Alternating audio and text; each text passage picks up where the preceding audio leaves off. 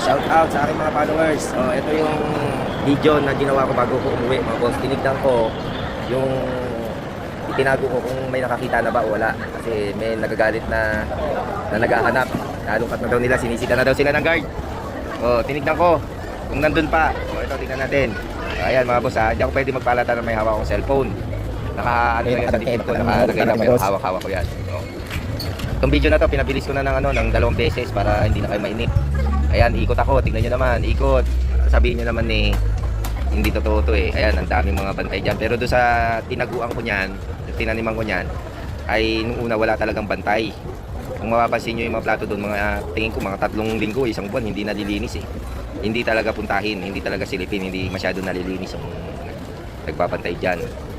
Ayan na, nilalagpasan ko na yung mga ibang item. Kasi nga, i-check ko lang naman yung tinanim ko kung nandyan. Ayan na.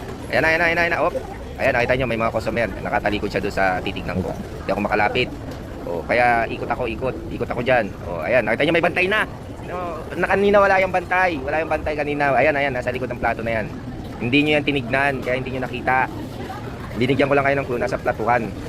Ba't kasi kailangan nyo halungkatin ng halata? Di sana nagtingin-tingin lang kayo kunwari ng na bibili kayo, pipili kayo. Hindi yung halungkat ang gagawin nyo dyan. Tapos magagalit pa kayo sa akin. Yung nagagalit sa akin na yung galit-galit ka pa. Tingnan mo mabuti. May tao mabot merong karang. Hindi ka matyaga eh. May reklamo ka agad, di ka pa naghahanap eh. Nanggigigil ako sa iyo eh. Tingnan mo, umikot ako kasi may bantay. Ayan, ayan yung bantay, nag-aalangan pa ako. Tamang diskarte lang. Tingin, kunwari bibili.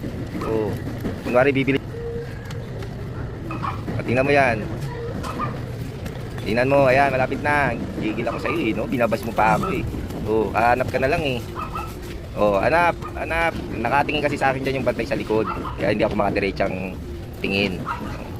Pero sa mga plato lang naman, wala sa mga ano yan. Ayun. Nakita mo. Nakita mo. Alis na ako. Ayan, congrats sa nanalo.